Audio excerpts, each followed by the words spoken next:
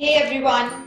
Have you ever been in a situation where you were pretty confident about yourself and then you see someone and there it is? You lose your confidence and start doubting yourself. In fact, you start comparing yourself. This comparison leads us to an unconscious competition with others. Competitiveness co-evolved with the basic need of survival. So basically, competition can be of two types: healthy competition and unhealthy competition. Healthy competition encourages self-improvement. Like when you see someone better than you feel motivated and inspired rather than getting jealous as you feel in unhealthy competition. Now, this unhealthy competition comes with the fear of bringing shame on one's social image. This fear makes us compare ourselves with others. Well, our own findings have identified 5 signs that indicate that we are comparing ourselves with others. Let's have a look at them. Jealousy, doubt, shame, judgmental attitude, and inferiority complex. When we feel all these emotions, we forget that everybody is blessed with some abilities and qualities, and so are we. And therefore, it is very important for us to acknowledge the advantages of competing with ourselves rather than competing with others. So, let's have a look.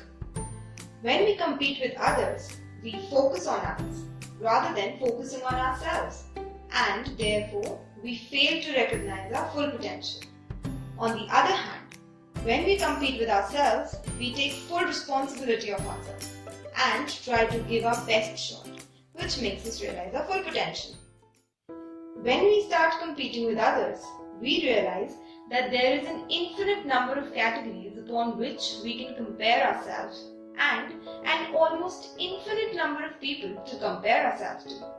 Whereas, when we compete with ourselves and see a person doing better than us in an area we want to excel in, then instead of getting jealous and insecure, we feel inspired and motivated.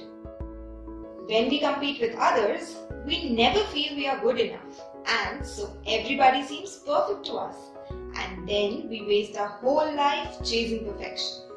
But when the case is me versus me, the person who ultimately wins is me. Comparison with others robs us of joy and results in dissatisfaction, whereas competing with ourselves eliminates unnecessary worry and stress.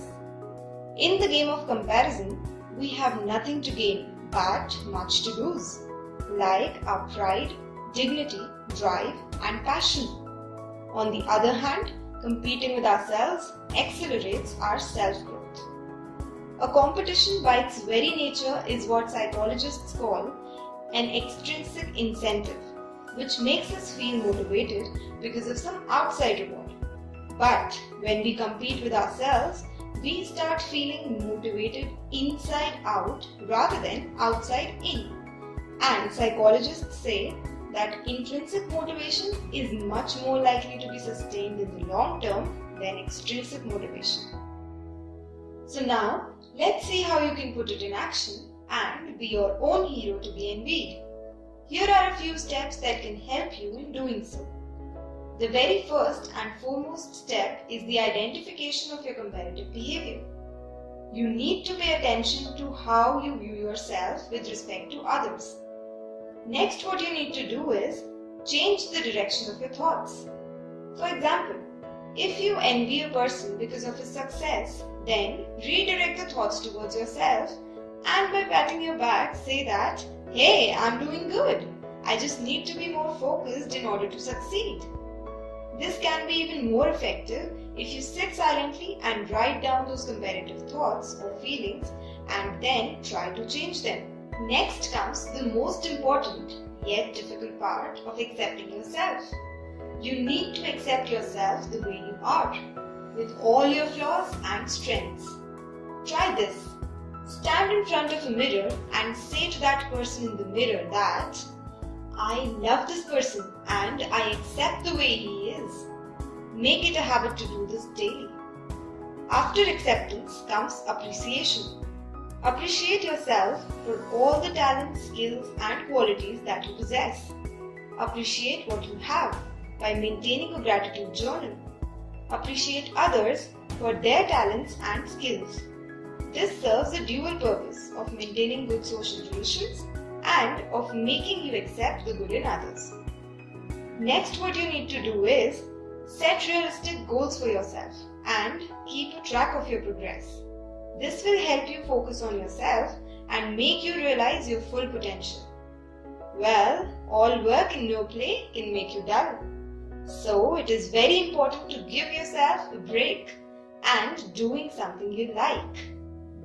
So, why compare yourselves with others?